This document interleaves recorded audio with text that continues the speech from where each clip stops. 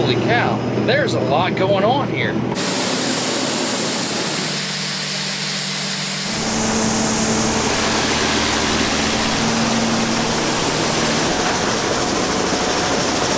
Hey, it's me, Destin. Welcome back to Smarter Every Day. When you eat today, that food's gonna get to your plate from a field like this. And before it gets in that field, it's gonna pass through the hands and the wallet of a farmer like this. I say wallet because he has to use something more than likely called a grain bin. Today on Smarter Every Day, we're gonna talk about the science, the engineering, the economics, everything that goes into using a grain bin to get food from the field to your plate. Trey, is it a really good thing to have a grain bin? It is. Why? Oh, for logistics and economic sake, it buys you time getting the grain out of the field, and hopefully as the winter goes on, the basis improves and you can get a higher price for your grain. Today on Smarter Every Day, we're gonna talk about all that by building a grain bin and then figuring out how they use these things. Let's go get smarter every day.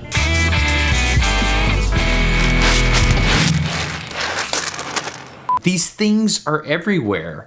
I've always called them the silos, but that's not exactly right. Now it's true, these tall skinny ones are silos. They sometimes contain a special type of feed called silage for animals, but these short fat ones, those aren't silos. Those are called grain bins, and I've been on a quest to see if I can learn everything I can know about them. My farmer buddy Trey is also an engineer who went to Auburn University. We like to talk about mechanical problems he has to solve out on the farm. When he told me he was pouring a huge concrete pad for a grain bin that he was going to buy, I was intrigued. The foundation for this thing was 52 yards of concrete heavily reinforced with steel rebar, and the more I thought about the forces this thing has to put up with, like wind blowing on the side of a huge structure, literally tons of grain on the inside, the scale of this concrete pad started to make more and more sense. Trey explained that these things are sold as a kit, kits that are engineered to be assembled on site by an expert crew. If you had a crew of only 3 people but no crane or tall ladder, how would you build this thing? It's over 30 feet tall and weighs several tons. The more I thought about this, the more I realized there had to be a simple, clever technique that I just didn't know about. So I decided to try to work myself onto one of these crews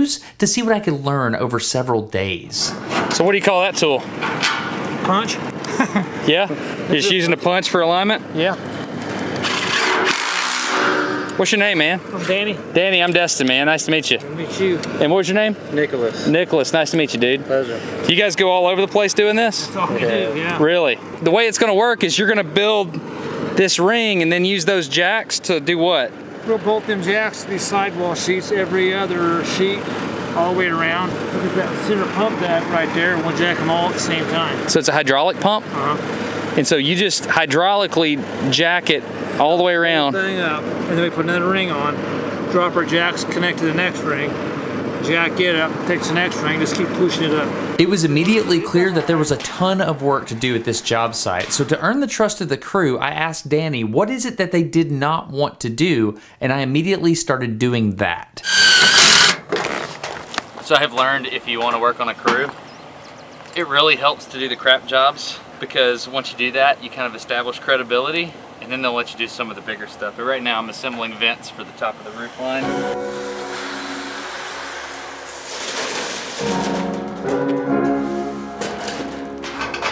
I just started working and they didn't make me go away.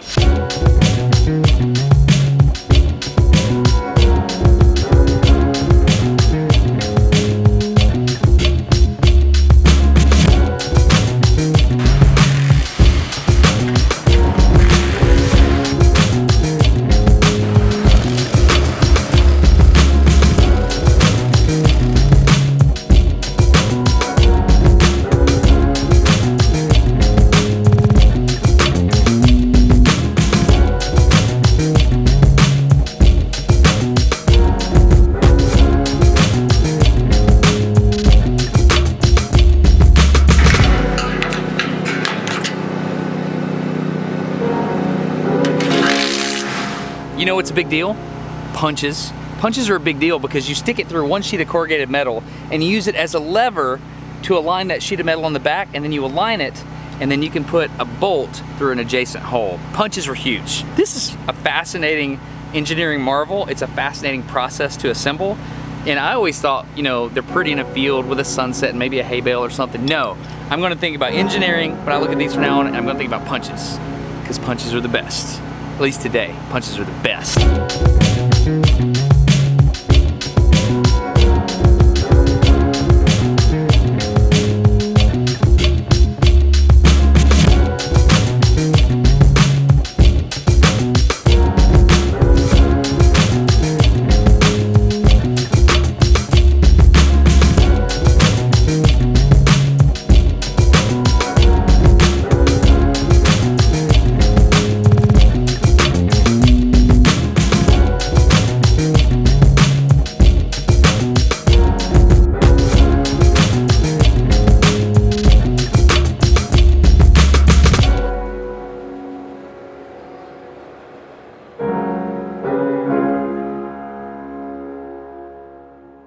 Okay, we now have a completed grain bin. Now it's time to put grain in it. Trey called me out to the field a few months later when he was harvesting beans, and when I pulled up, he was offloading his combine into a truck. I asked him if I could jump in the cab with him while he finished the last few rows.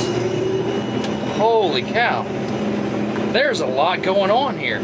That's a lot to look at, dude. There's a lot going on. You are mentally engaged this whole time, aren't you? Oh, very much so. See that instantaneous average is about what's in the 70s now, which is pretty good. Do you love this? It's pretty fun. This is pretty awesome. It seems like this is awesome when it's working right now, but there looks like there's a lot of maintenance involved in this. Oh, there is. There's a lot of maintenance, and if it breaks, it's really aggravating. That statement was prophetic because literally 15 seconds later, a shower came out of nowhere and it hit the field we were working on. Now, Trey said we should stop harvesting, but he didn't want me to drive back home without the good footage I wanted because I've been wanting to ride in his combine with him for years. So why are you stopping when it's raining? Oh, that's bad. What happened?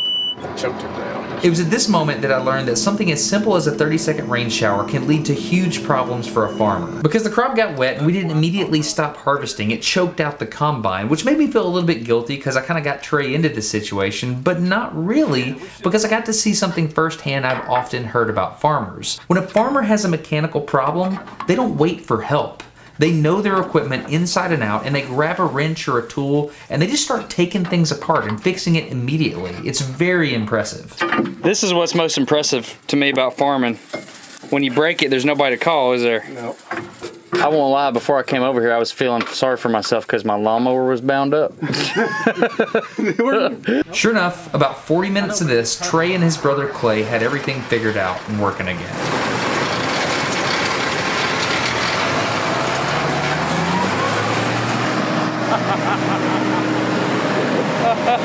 Anyways, back to the beans. Here's how Clay was getting the beans into the grain bin.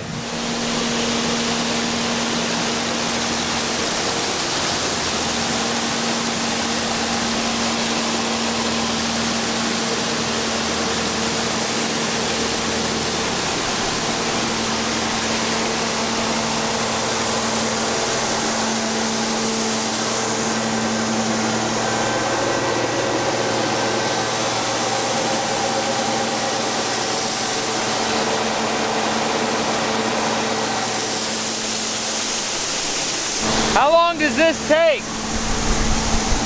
About 10 minutes, 15. 10 minutes, you'll get a whole bucket up? I mean, a whole truck up there? Yeah, maybe, it just depends. Yeah. So this truck can hold around 400 bushels of soybeans, some of which got rained on. And the grain bin we built can hold 48,000 bushels. So if we use this auger and we put these wet beans in with the dry beans, how do these wet beans not spoil the whole harvest? So one of the most important things that a bin like this can do is dry the grain, is that correct? That's right. This fan blows the air up in under the plenum in the bottom of the bin and then up through the grain. That's a beast of a fan. Can we hear it? It is, we can.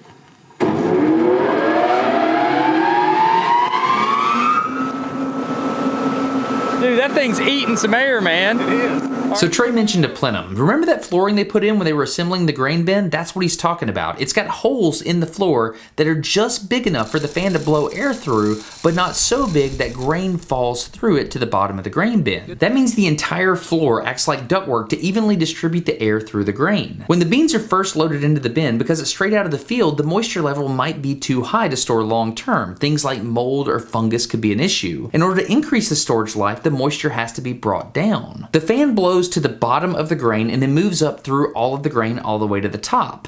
As the air passes moist grain, the skin or the shell of the bean gives off some of that water content, and when the air passes it, it raises the humidity of the air. Let's take a look at one individual bean. The outer skin is permeable, meaning moisture can pass through it. As long as the moisture level of the air passing by the bean is significantly less than the moisture in the bean, water will exit the bean and drying occurs. As air absorbs more and more water, at some point it doesn't want any more. That air then continues to move up towards the top of the bin, but now it has more water in it, so something interesting happens. This is essentially what farmers have to deal with. The bottom of the grain bin is going to dry first because that's where the moisture to bean balance ratio is, and the top of the grain bin is going to dry last. Because the air can only contain so much moisture, there's only going to be a 1 to 2 foot section of the beans that are drying at any one time, and that's going to start at the bottom and move all the way to the top. And the farmer has to know when his beans are dry, because if he gets it wrong, he starts losing money. So how do you make money? You sell grain based on what? Based on weight. Weight. So it's not to your advantage to dry the grain out too much because it loses weight. That's right. So you dry it for storage, and then you would sample it, and if it's too dry, you could cut it on when you got high humidity and add moisture back to it How do you measure the moisture in the grain? Is it just like by feel? with a moisture tester. What? Really? Which just You got a gadget? we've got a gadget. All right, let's go look at the gadget. How long does it take to... It's testing. These are 11.4.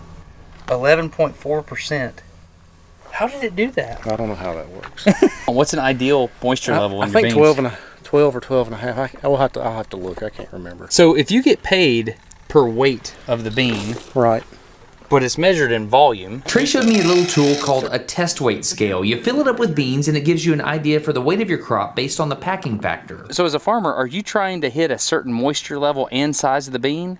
Because it's a trade-off between packing factor? Bigger beans are better. They Okay. make you more yield per acre, more bushels per acre the bigger the bean. One of Trey's neighbors is a farmer named Jeff with a much larger operation, and he happened to be selling soybeans that day, so we went down to his farm and watched the trucks get loaded up. So the ultimate reason to have a grain bin is he's selling this grain now that it's at a premium price, right? Correct. Yeah. Okay, so this is a whole 18-wheeler. Look at this. Did you get a good price? He said he hopes he got a good price. Because the grain bin was almost empty, Jeff and Trey let us go inside and get a better look at how the mechanics work. The sweep's going in there. If you want to film that. Yeah.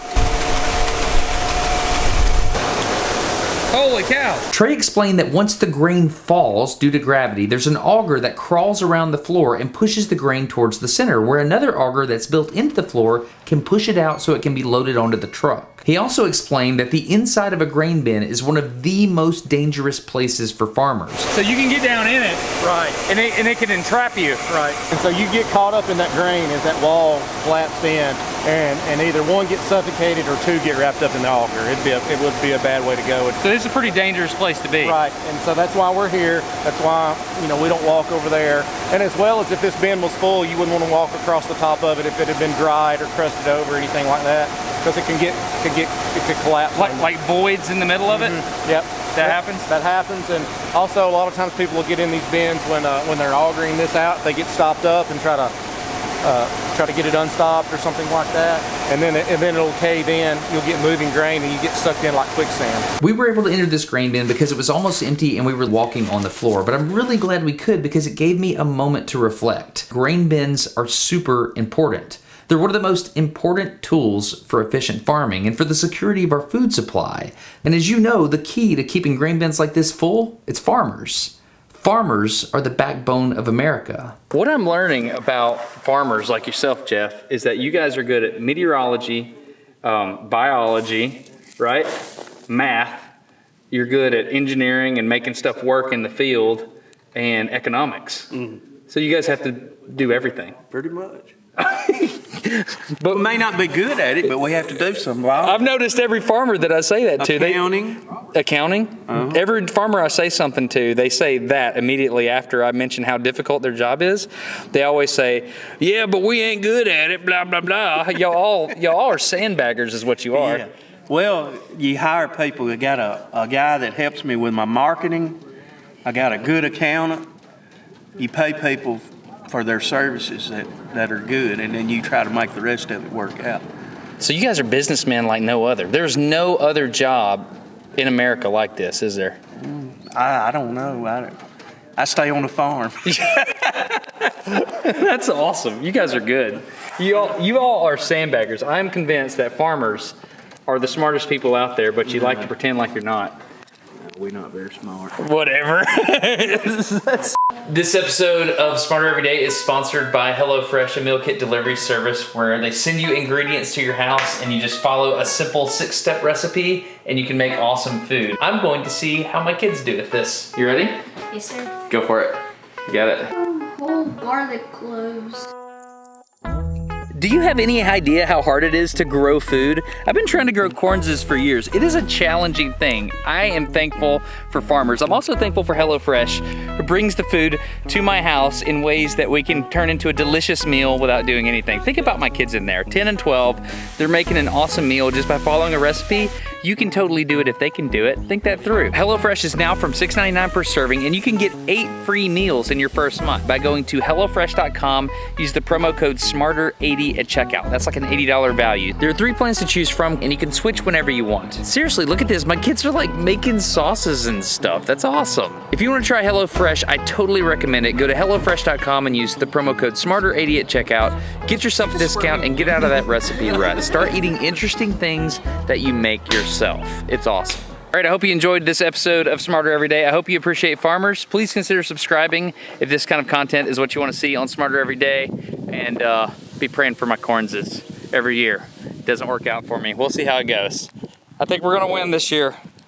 I'm feeling good about this, cornses.